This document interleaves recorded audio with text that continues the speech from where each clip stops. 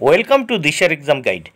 প্রিয় অষ্টম শ্রেণীর পরীক্ষার্থী বন্ধুরা, তোমাদের জন্য এই ভিডিওটিতে আমি আলোচনা করতে চলেছি অষ্টম শ্রেণীর প্রথম পর্যায়ক্রমিক মূল্যায়নপত্র 2025 সালের অষ্টম শ্রেণীর ফার্স্ট ইউনিট টেস্ট বা ফার্স্ট সামাটিভ ইভ্যালুয়েশন টেস্টের ভূগোল বিষয় প্রশ্নপত্র উত্তর সহ এই ভিডিওটিতে আমি আলোচনা করতে চলেছি। সম্পূর্ণ সিসিই পদ্ধতি অনুসরণ করে প্রশ্নপত্রটি তৈরি হয়েছে। পূর্ণমান 30, সময় 1 ঘন্টা। নতুন পদ্ধতি অর্থাৎ হলিস্টিক পদ্ধতি অনুসারে প্রশ্নপত্র তৈরি হয়েছে, তাই অবশ্যই উত্তর সহ দেখে নিতে হবে। প্রথম এক দাগে ঠিক উত্তরটি নির্বাচন করে লেখো। 6 মার্ক, 6টি প্রশ্নের উত্তর করতে হবে 6 মার্ক। প্রত্যেকটি প্রশ্নের জন্য 1 মার্ক করে বরাদ্দ। 1 মহাসাগরীয় পাত যে নামে পরিচিত তা হলো উত্তর সীমা। 2 নম্বর প্রশ্ন, এর মধ্যে যে স্তরটি নিফে স্তর নামে পরিচিত তা হলো কেন্দ্রমণ্ডল। 3 নম্বর প্রশ্ন, এর মধ্যে যে দেশটি বজ্রপাতের দেশ নামে পরিচিত উত্তর ভুটান।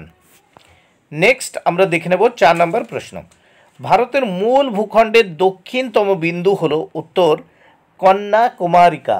5 নম্বর প্রশ্ন, কোন তরঙ্গ সব তরঙ্গের মধ্য দিয়ে যেতে পারে না? এস তরঙ্গ।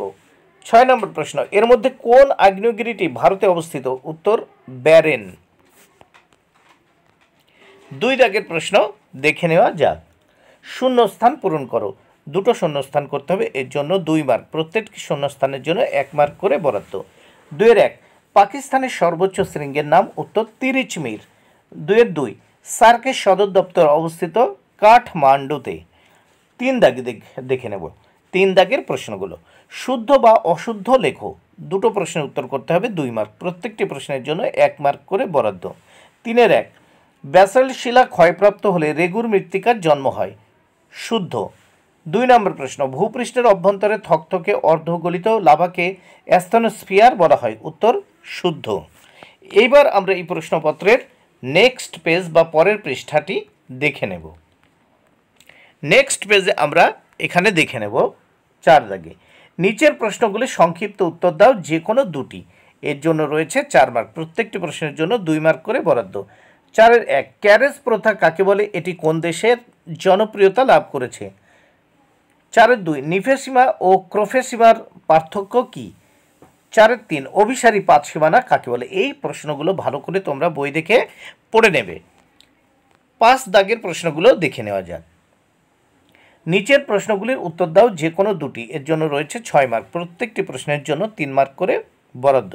ভালো করে এই প্রশ্নগুলো বই দেখে পড়ে নেবে। 5-1, পাললিক শিলা সৃষ্টির উপায়টি ব্যাখ্যা করো।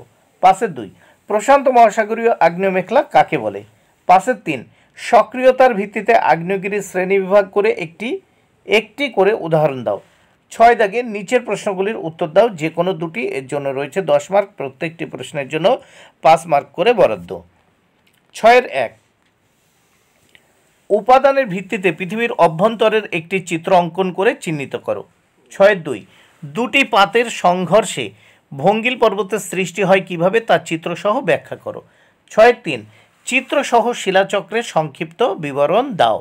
তাহলে এই প্রশ্নপত্রটি এখানে সমাধান হয়ে গেল।